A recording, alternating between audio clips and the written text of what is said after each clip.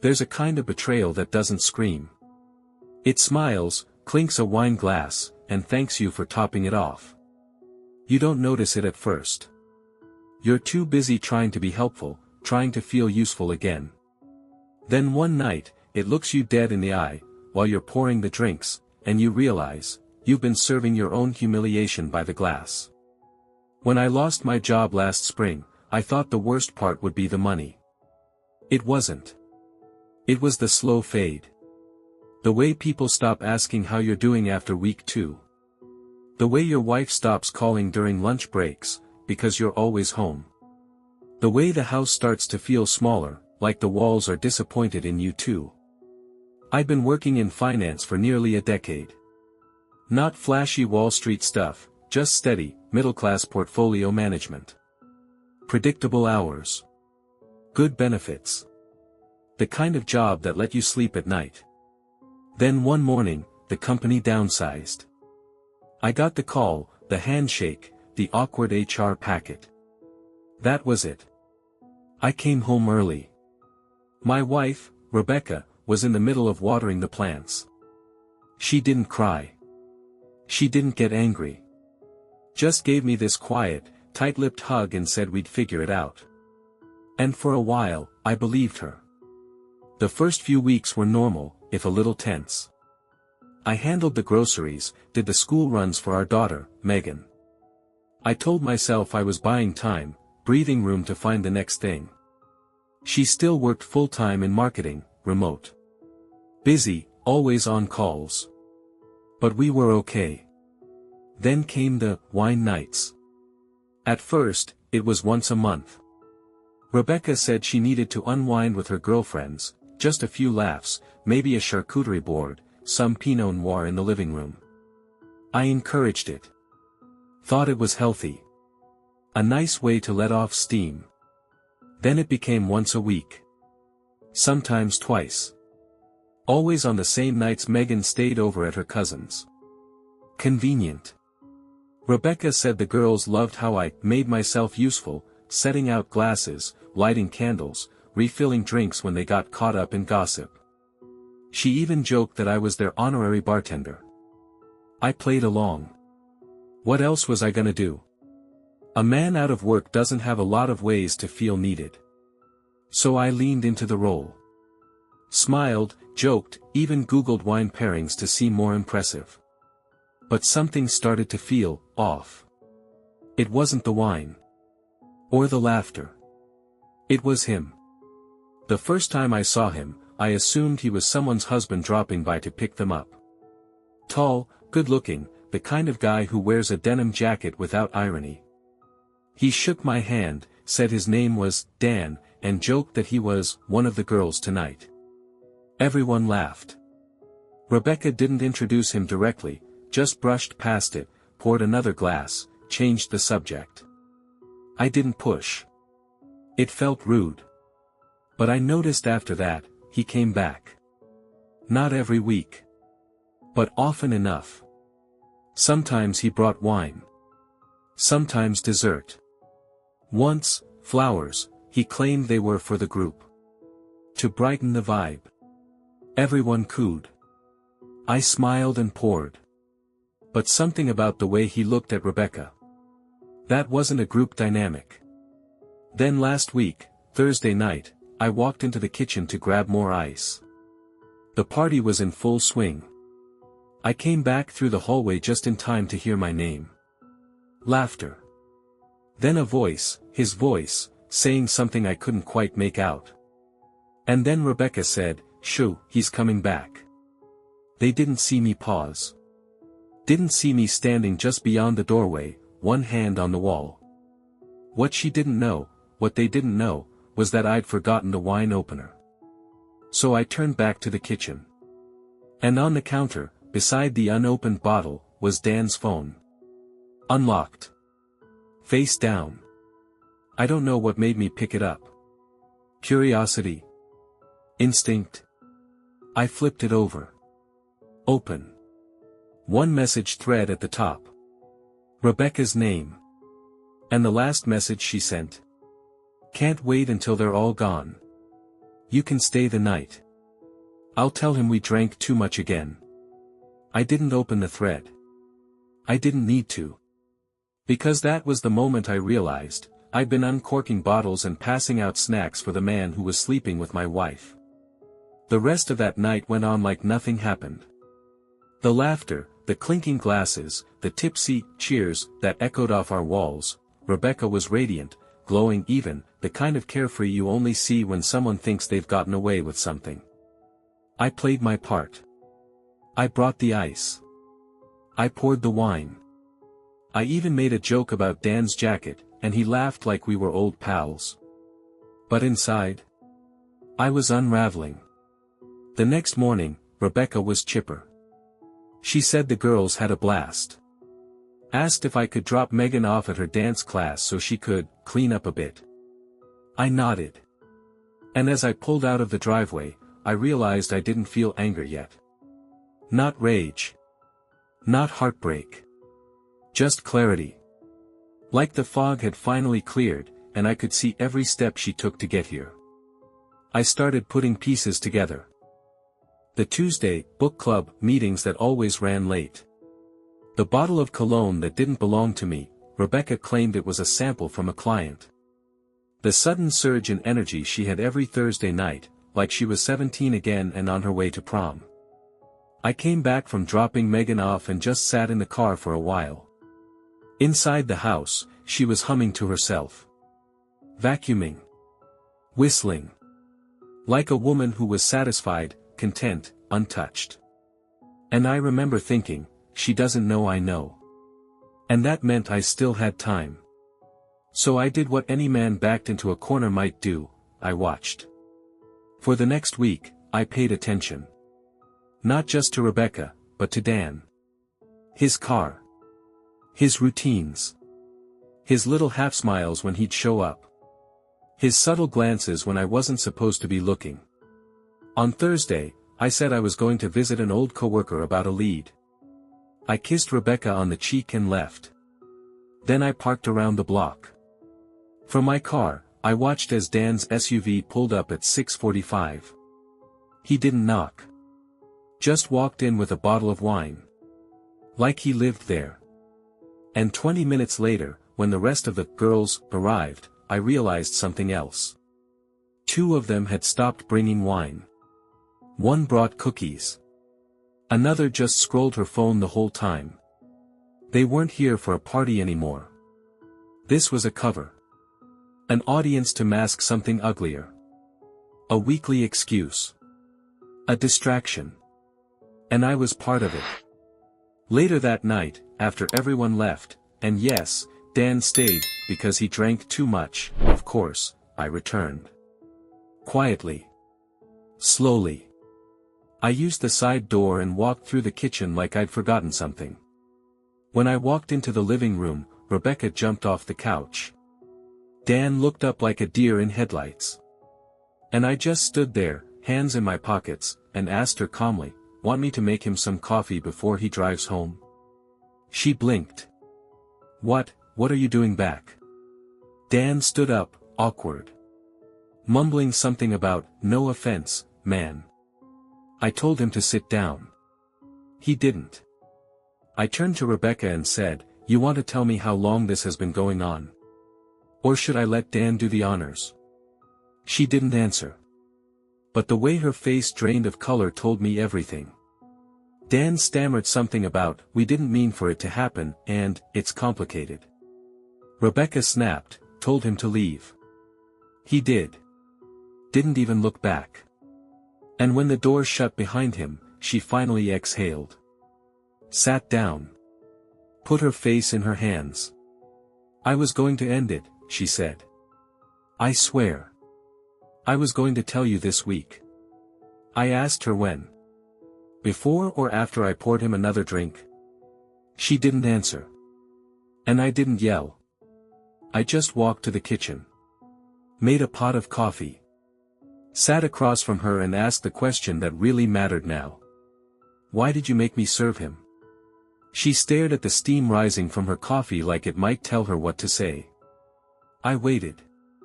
Not because I was patient, but because sometimes silence pulls out the truth faster than shouting ever could. After a long minute, she said it. Quietly. Flat. I didn't think you'd notice. I blinked. What's that supposed to mean? She wouldn't look at me. Just traced a finger around the edge of her mug. You've been different. Since you lost the job. Quieter. Distant. Like you disappeared in your own house. I didn't want to fight, I didn't want questions, I just wanted something that made me feel alive. I asked if cheating on me in our own living room was what she called feeling alive. She didn't flinch. I was tired of feeling sorry for you, she said. Every time I walked into a room and saw you in sweatpants, looking at job listings like they were lottery tickets. I just stopped seeing you the same way. That one stung. Not because I thought she was wrong. But because deep down, I'd feared exactly that. That the version of me who brought home a steady check was the only version she truly respected. That without the armor of a career, I was just a man folding laundry and fetching drinks, unseen, unimpressive, unwanted. But hearing it out loud. That carved something out of me I didn't know I was still holding on to. I wasn't trying to humiliate you, she said after a pause. At first, Dan was just someone who listened. Someone who made me feel like I still had something to offer. And what about me? I asked. What did I become? She hesitated. Then said it. You became the help. Just like that. No venom. No tears. Just the truth. And it landed like a brick in my chest. Because here's what no one tells you about losing your footing as a man in a marriage, you don't fall fast. You sink. Slowly. Quietly. Until one day your wife's eyes pass over you like a piece of furniture and you realize, she's already packed up and left in her mind. I got up from the table. Took my mug to the sink. Rinsed it out. She asked me what I was going to do. I said I didn't know yet. That was the honest answer. I didn't want to burn the house down. I didn't want to scream or throw her clothes on the lawn. I just wanted to think. To breathe without choking on the scent of her perfume and his cologne mixed into our couch cushions. She said she understood. She told me it was over with Dan.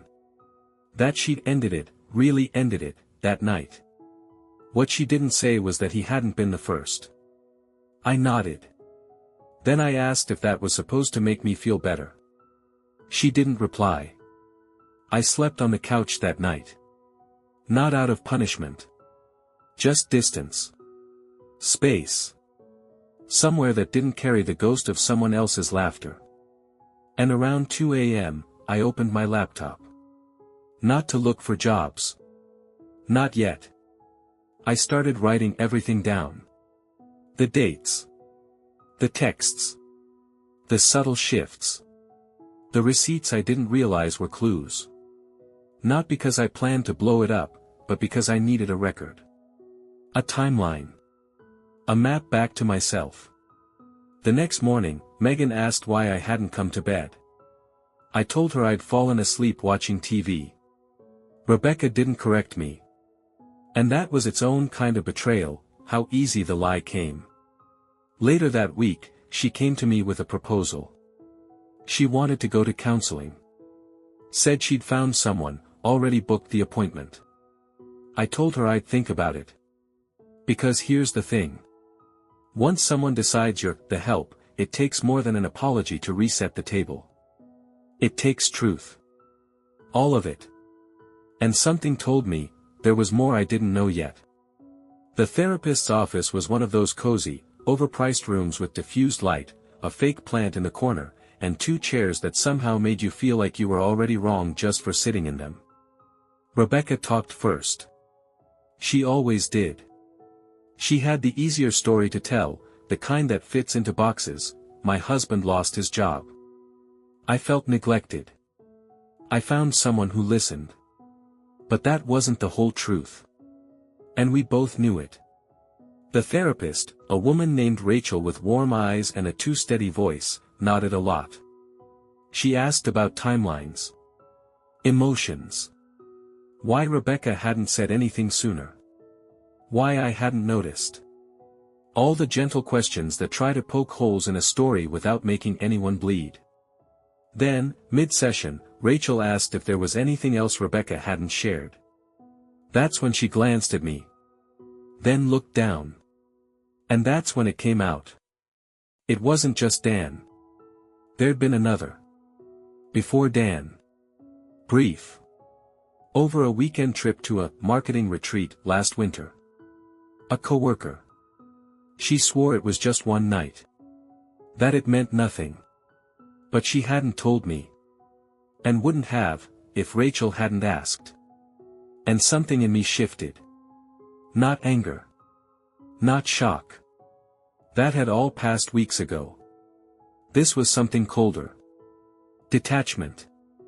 The moment when a marriage stops being home and starts feeling like a room you forgot to lock. I didn't say much in the rest of that session. Rachel asked if I wanted to respond, and I said no. That I needed time. But my silence wasn't a surrender. It was strategy. That night, after Megan went to bed, I went into our office and opened my email. I started reaching out to old colleagues. Rebuilding connections. Not because I needed a job for her, but because I needed a future without her. I wasn't sure what was coming next, but I knew I wasn't going to spend another year as the man behind the wine tray, waiting for someone else to decide if I was still worth loving. The next morning, Rebecca tried to act like it was a normal day. Coffee. Calendar talk. Something about Megan's school project. I told her I was meeting a former client for lunch. She asked if it was about work. I said maybe. But that wasn't the full truth. I was meeting with a lawyer. Not for revenge. For clarity. For understanding what it would look like if I stopped waiting for her to come around, and started writing the next chapter myself. That night, she found the folded brochure on the desk. The one the lawyer gave me. She didn't say anything.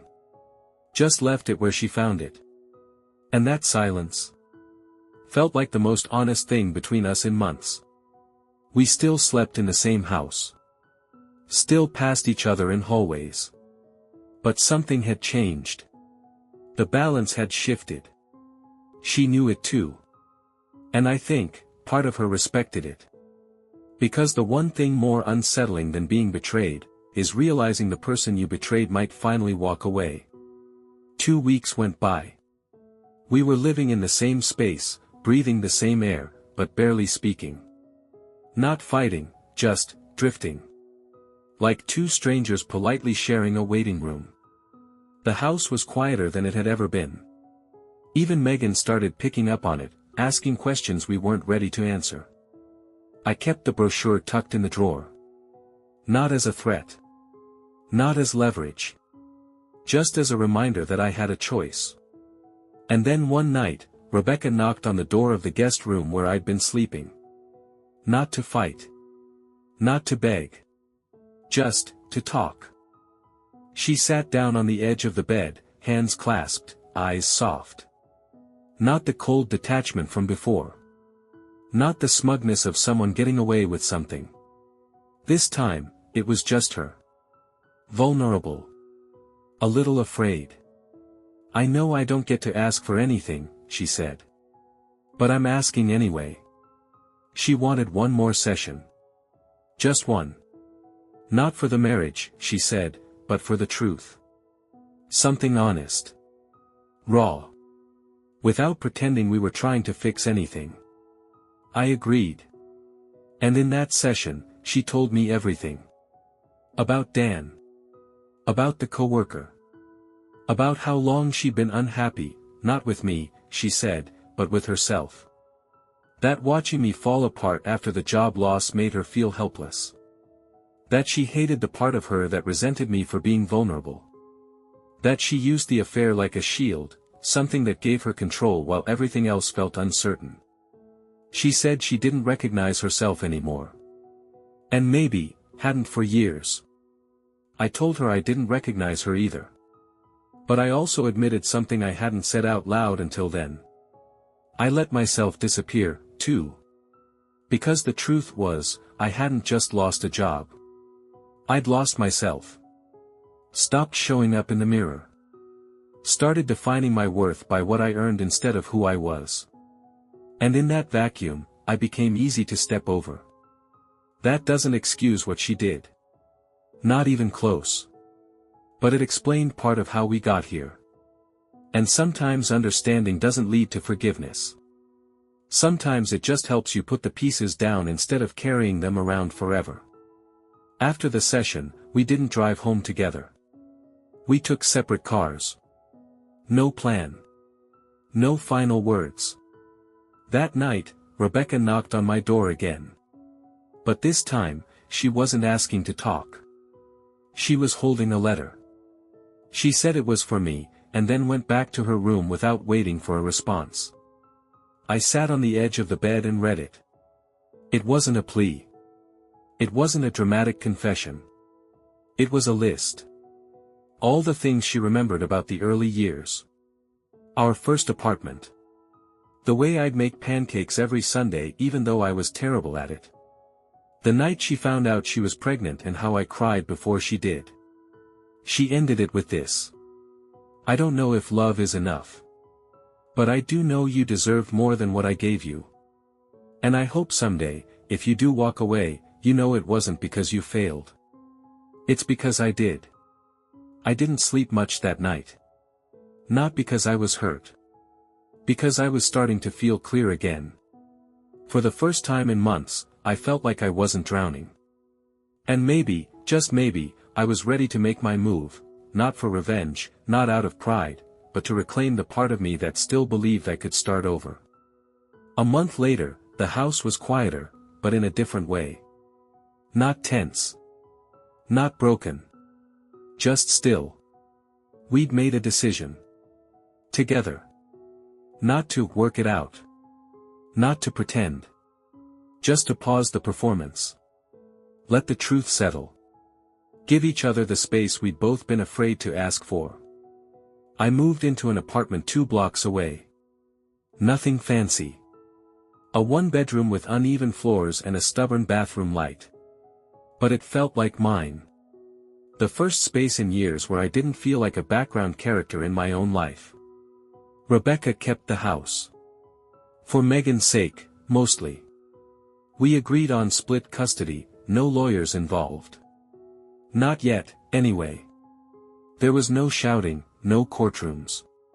Just 2 people who'd finally stopped lying, to each other and to themselves. Megan adjusted. Kids always do better than you think. She liked my new place. Said the floor creaked like a pirate ship. We kept our rituals, Friday pizza, Saturday puzzles, Sunday night movies with too much popcorn. And Rebecca? We spoke. Not often. Not like before. But when we did, it was honest. One night, a few weeks after I'd moved out, she stopped by to drop off a folder, school paperwork, dance schedule, something routine. She stood in the doorway, hesitating. Then she said, "You look lighter." I told her I felt it, too. She didn't stay long. But before she left, she looked around the small, imperfect apartment, then looked at me, and said something I'll never forget. "I think I loved who you were. But I never gave the man you became a chance." And maybe she was right. But here's the thing about being torn down, you learn how to rebuild from the foundation up.